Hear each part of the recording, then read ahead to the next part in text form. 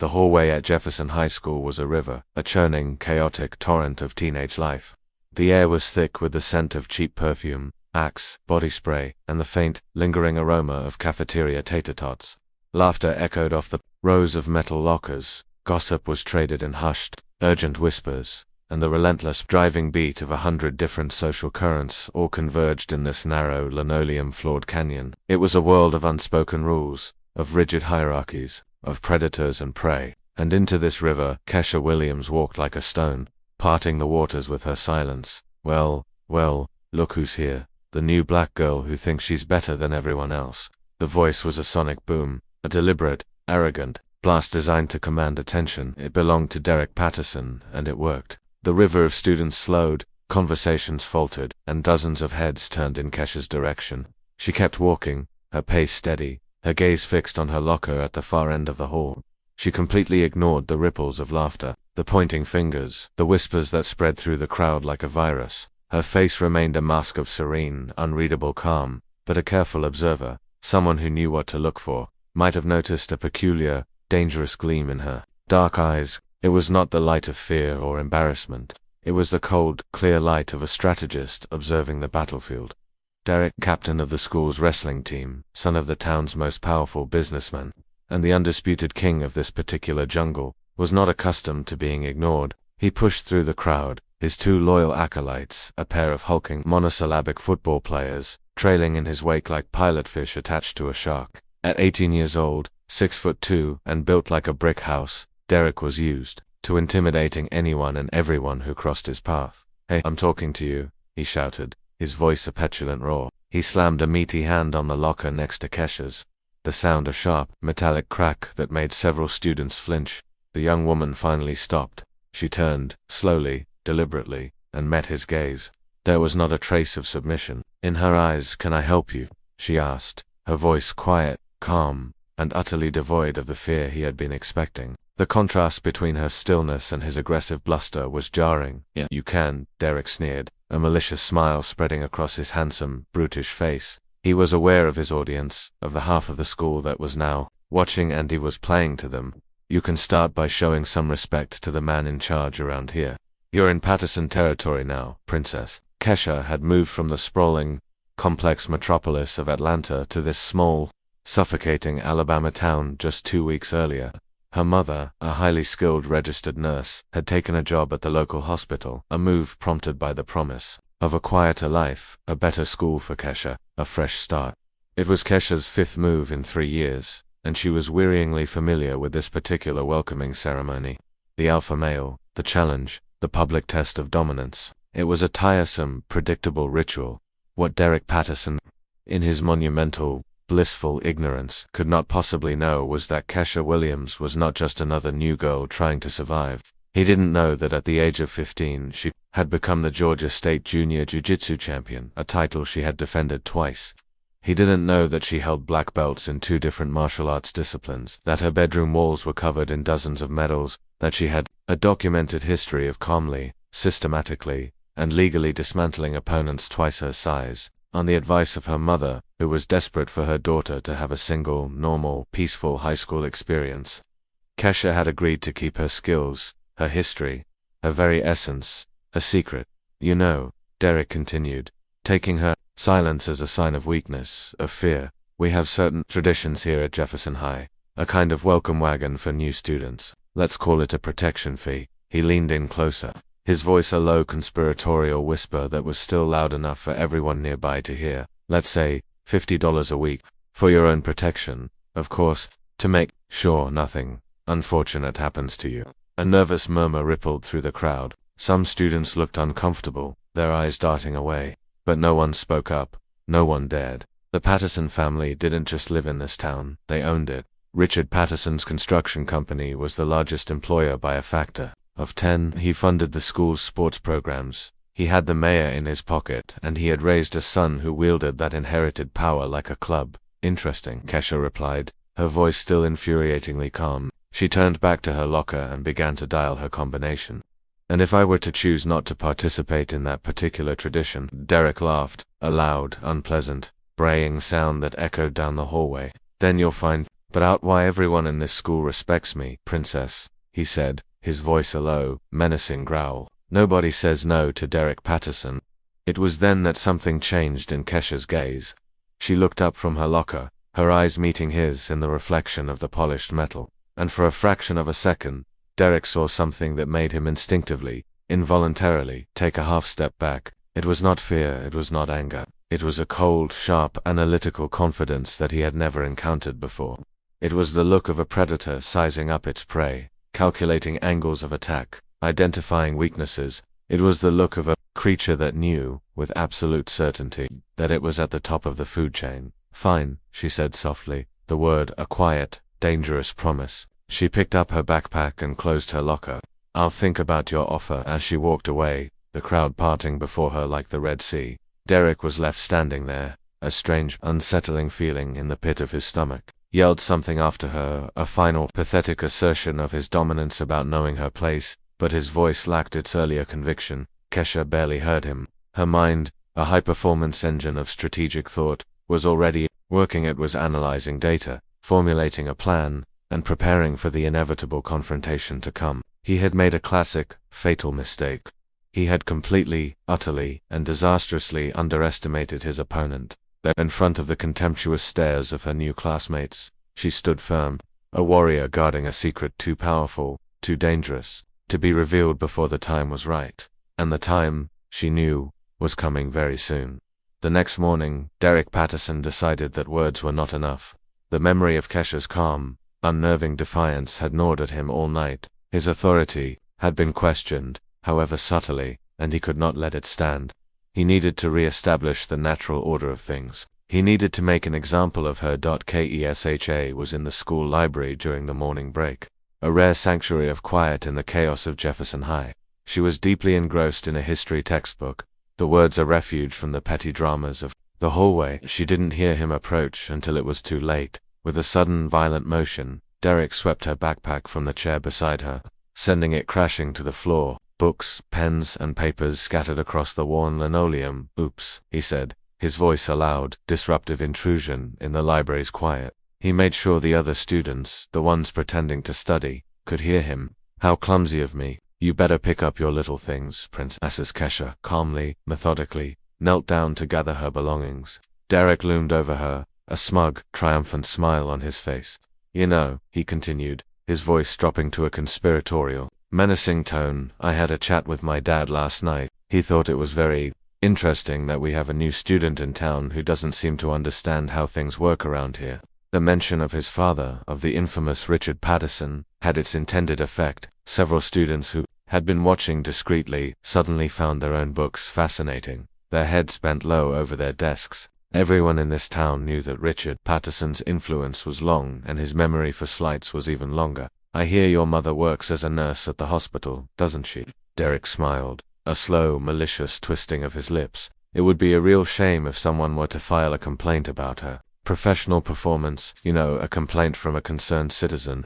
For the first time, Kesha stopped what she was doing. Her hands, which had been calmly gathering her scattered papers, slowly closed around a pencil. A trained observer, someone who understood the subtle language of combat, would have recognized the controlled tension in her muscles, the way her body had coiled, ready to strike. But Derek, in his blindness, saw only stillness. He saw only submission. That she took a deep, steadying breath, the anger a hot, molten core in her stomach, and then she continued to put her things away. Got the message? Derek asked, satisfied with what he interpreted as her silent surrender. I got it, Kesha replied, her voice dangerously, unnaturally calm, loud and clear. What Derek didn't know, what he couldn't possibly know, was that this was not the first time Kesha had faced this kind of intimidation. It wasn't even the most creative. She had grown up in a neighborhood in Atlanta where learning to defend oneself was not a hobby. It was a fundamental tool for survival. At the age of 12, after being pushed around, cornered, and beaten up by a group of older girls who had decided she didn't belong, her mother, a woman of immense strength and quiet dignity, had enrolled her in a Jiu-Jitsu class. The dojo was run by a man named Master Rodriguez, a former Army Ranger who had opened a gym in an abandoned warehouse, a small island of discipline and hope in a sea of urban decay. He had seen the potential in the quiet, watchful girl who had shown up on her first day with a black eye and a fire in her soul. Jiu-Jitsu isn't about brute strength, little warrior, he had told her, his voice a low, gentle rumble. It's about leverage.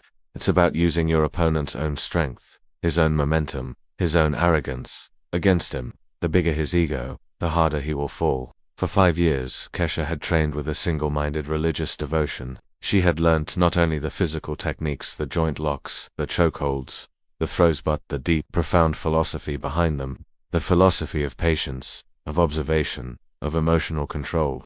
The philosophy of waiting, of watching, of knowing the precise, perfect moment to act. By the time she was 17, she had become the Georgia State Junior Champion, a legend in the local martial arts community, known for her ability to defeat much larger, much more experienced opponents with a calm, almost surgical precision. But the most important lesson of her life had not been learned on the mat.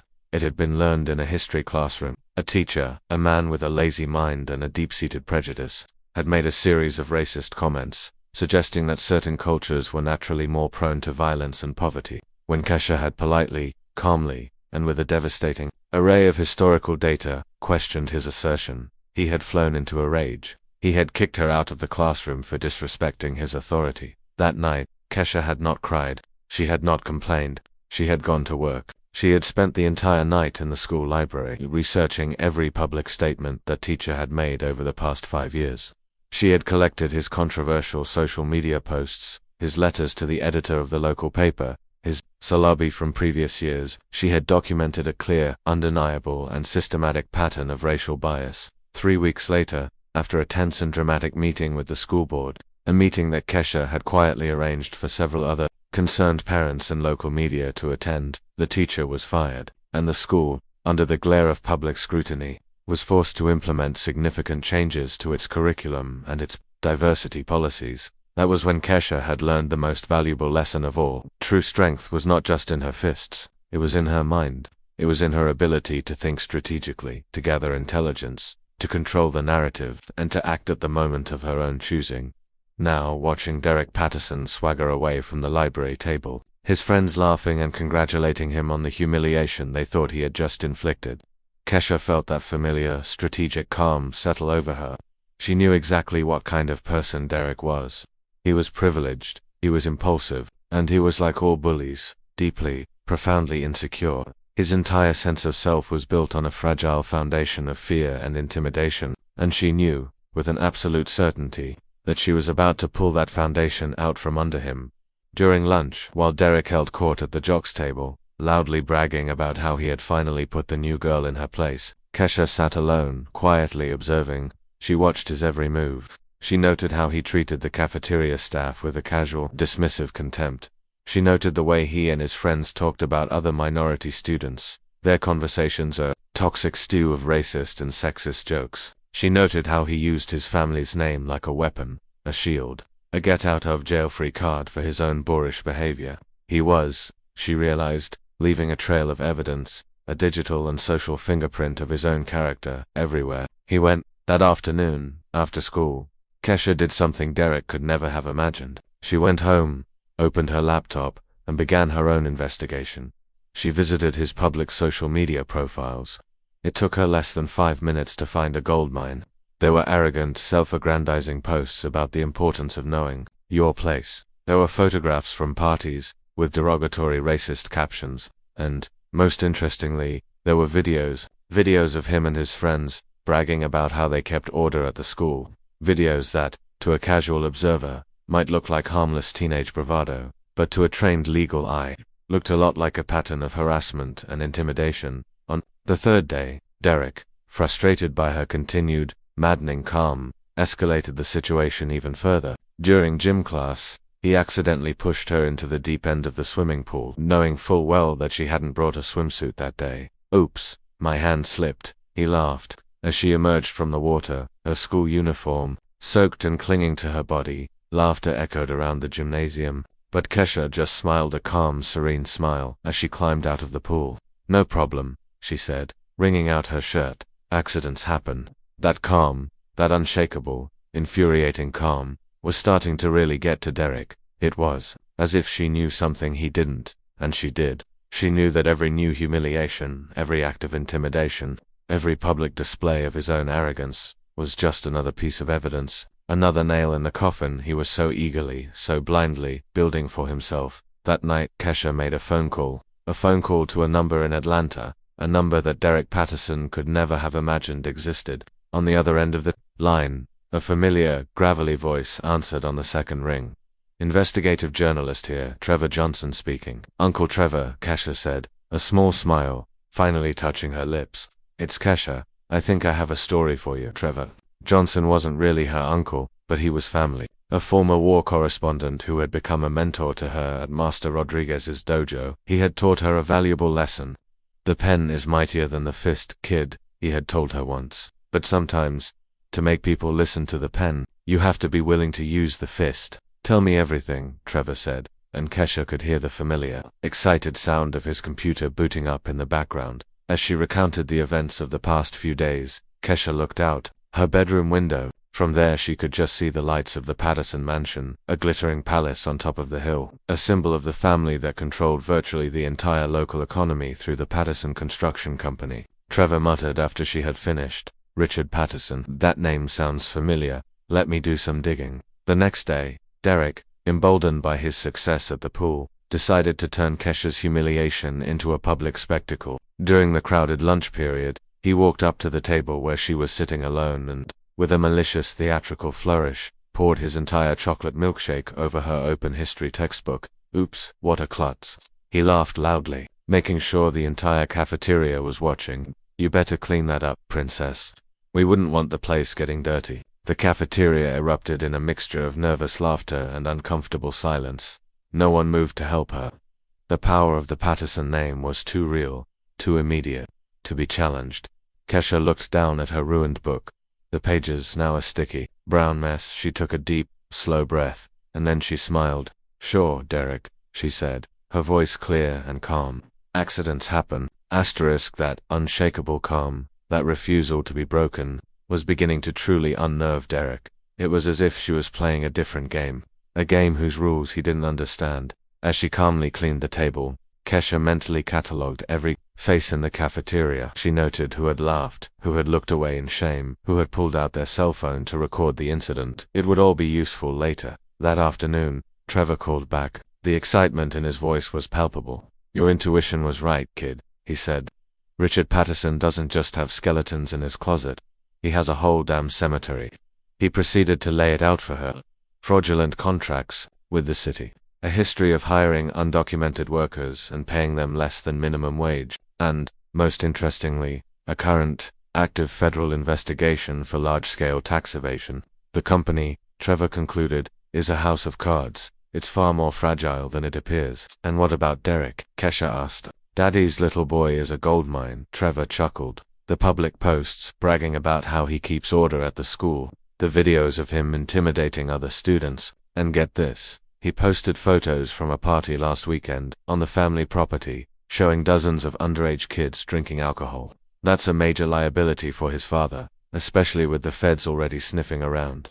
Kesha felt that familiar, strategic calm settling over her. The pieces were all on the board. The trap was set. "Trevor," she said, "do you still have your contacts at the Alabama Department of Education and at the IRS?" "I do," Trevor replied, a slow, predatory grin in his voice. "And I also know a very good reporter at the state newspaper who would love to take a closer look at the Patterson family's business practices." Over the next few days, as Derek continued his increasingly frantic campaign of intimidation, Kesha and her team went to work. Every act of harassment was documented. Every threat was recorded. Trevor, with his journalistic expertise, began to build a comprehensive, irrefutable dossier on the Patterson family's financial and legal troubles. The final straw came on Friday. During gym class, Derek, in a fit of pure, uncontrolled rage, deliberately kicked a volleyball as hard as he could into Kesha's face. The impact sent her sprawling, her nose exploding in a sudden, shocking burst of pain and blood. "Wow, bad reflexes," he sneered, as his friends laughed. "Don't they teach you how to dodge in Atlanta?" The gym teacher, a man who was on the Patterson construction payroll as a summer foreman, simply said, "Accidents happen, Patterson Williams. Go to the nurse's office." But this time, Derek had gone too far. Physical aggression with dozens of witnesses was exactly what Kesha had been waiting for. It was the final, beautiful, self-destructive move that would lead directly to checkmate. That night, as she sat at home, applying a bag of ice to her bruised and swollen nose, she received a text message from Trevor. It was a single, triumphant sentence. "It's done. The Department of Education is sending inspectors on Monday. The IRS has authorized a full audit of Patterson Construction, and the state newspaper is running a front-page exposé on the family's business practices. It's time to show them what you've got." Kesha looked at her reflection in the mirror. She watched the purple bruise forming around her nose, and for weeks, she had remained silent. She had absorbed every insult, every humiliation, with the patience of a warrior who knew that true strength often grows in the darkness before it explodes into the light. A peculiar, dangerous smile formed. On her lips it was not a smile of cruel revenge. It was the smile of someone who finally saw all the pieces on the board lining up perfectly, ready for a final, devastating move that would not just win the game, but would completely and irrevocably change the rules for everyone. The storm was coming to Jefferson High, and Derek Patterson, in his arrogance, had no idea that he was standing directly in its path. The following Monday, Derek Patterson, frustrated by Kesha's continued infuriating refusal to break, decided that he needed to deliver one final, definitive humiliation. He was the king of this castle, and he would not tolerate a single subject who refused to bow. He chose his stage carefully, the school cafeteria, at the peak of the lunch rush, in front of the largest possible audience.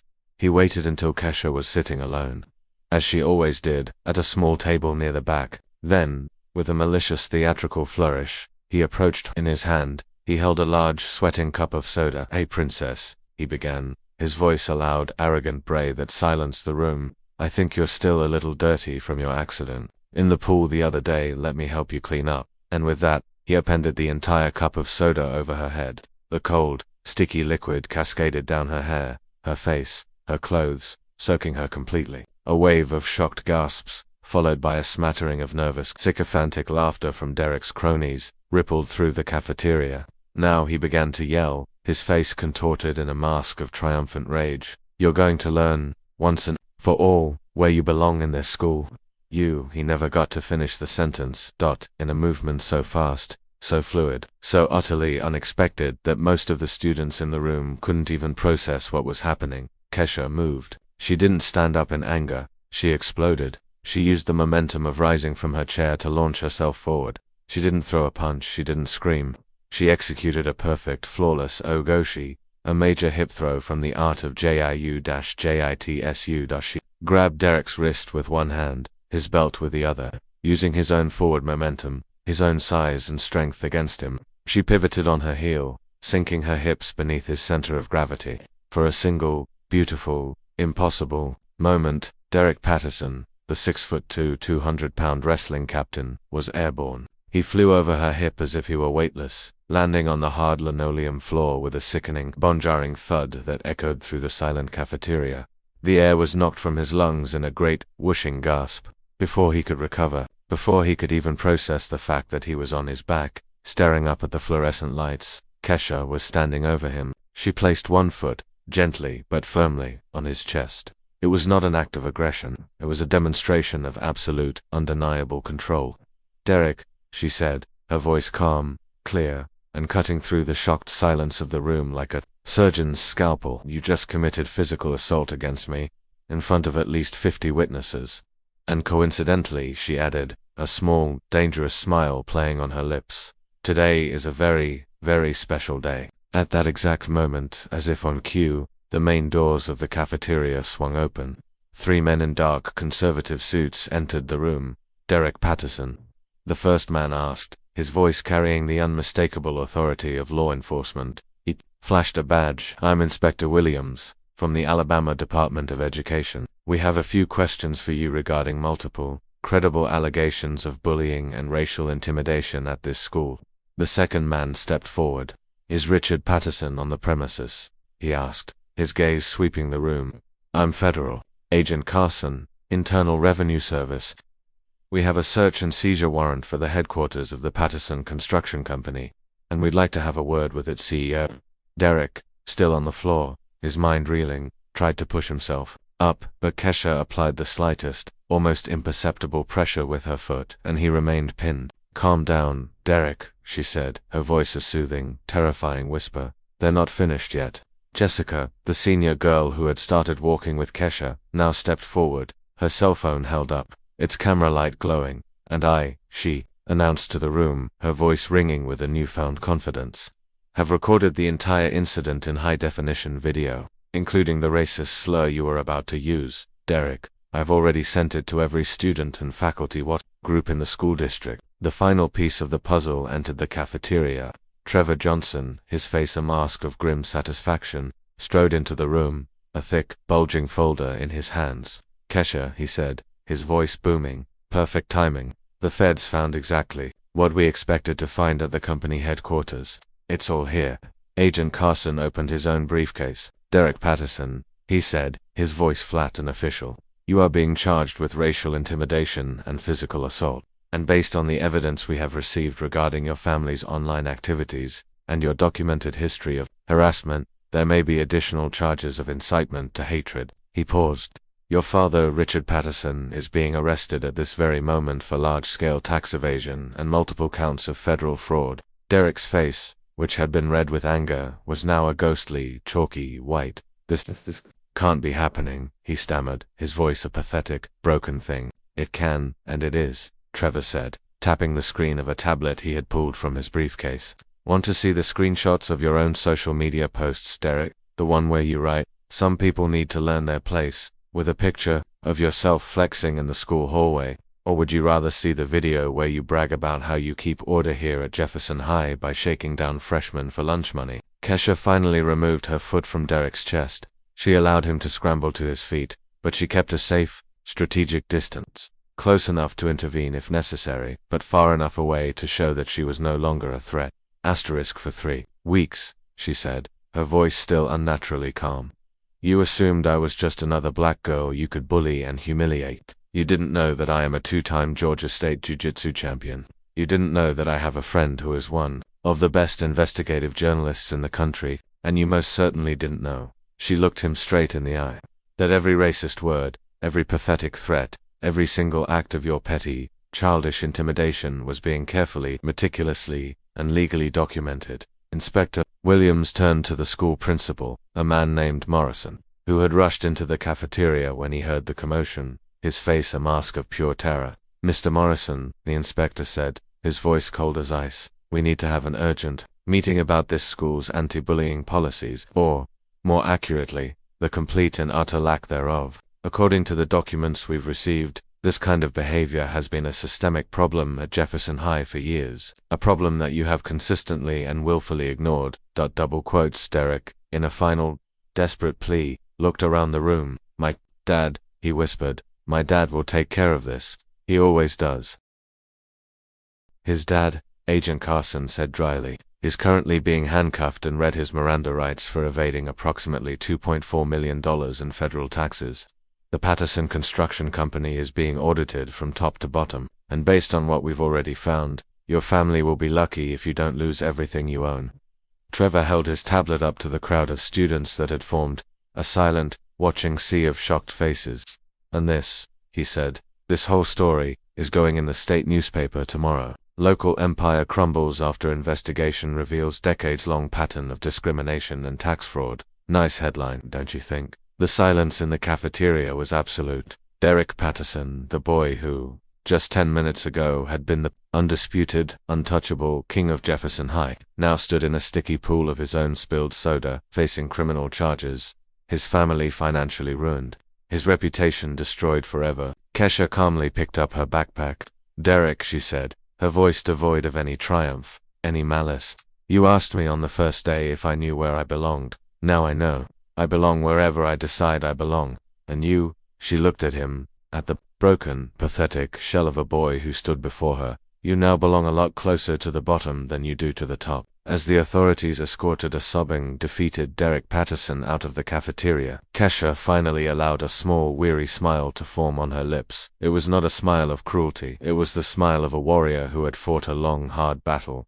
and had won. It was the quiet, profound satisfaction of someone who had just proven that true justice sometimes needs to be served with precision, with intelligence, and with the perfect, devastating timing of someone who knows exactly when and how to strike back. 6 months later, the transformation of Jefferson High School was nothing short of miraculous. The toxic culture of fear and privilege that had been presided over by the Patterson dynasty was gone, replaced by a new, tentative, but growing sense of community and respect. Kesha Williams, no longer the silent, invisible new girl, sat in the front row of the main auditorium, a sash that read Student Representative of the Year draped over her shoulder, as she received a standing ovation from the entire student body. Derek Patterson never returned to Jefferson High.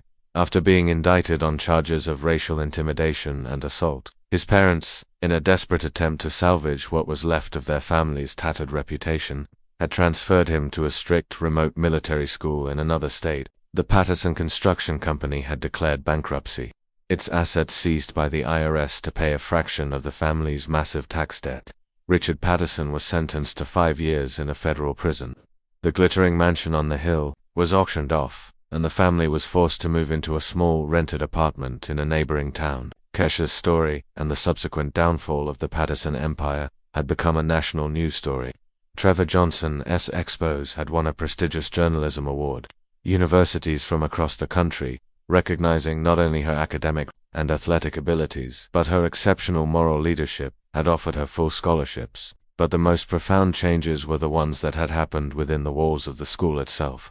Kesha, at the request of the now chastened Principal Morrison, had created a student-led mentoring program. Veteran students were paired with freshmen, helping them navigate the social complexities of high school without fear or intimidation. The old unspoken system of protection fees and hierarchies based on wealth and athletic prowess had vanished completely. Jessica, now Kesha's best friend and the co-chair of the mentoring program, often told the new students the story. "He should have seen her," she would say, her voice filled with awe. She kept her cool for weeks, planning every move, gathering every piece of evidence, waiting for the perfect moment to act. It was like watching a grandmaster play chess, executing a perfect 20-move checkmate. 9 months after the incident, Kesha received an unexpected letter. It was postmarked from a small town she didn't recognize. It was from Derek. "Kesha," the letter began, the handwriting shaky, uncertain. "I know I don't deserve your forgiveness, but I needed to write this. I needed you to know that you saved me. You saved me from becoming an even worse person than I already was. The therapy they have me in here, it's made me realize how sick my behavior was. I was a monster, and I know I ruined a lot of people's lives before you finally stopped me. Thank you. Thank you for having the courage to do the right thing, even when no one else would." Kesha showed the letter to her mother, who smiled, her eyes filled with a quiet, profound pride.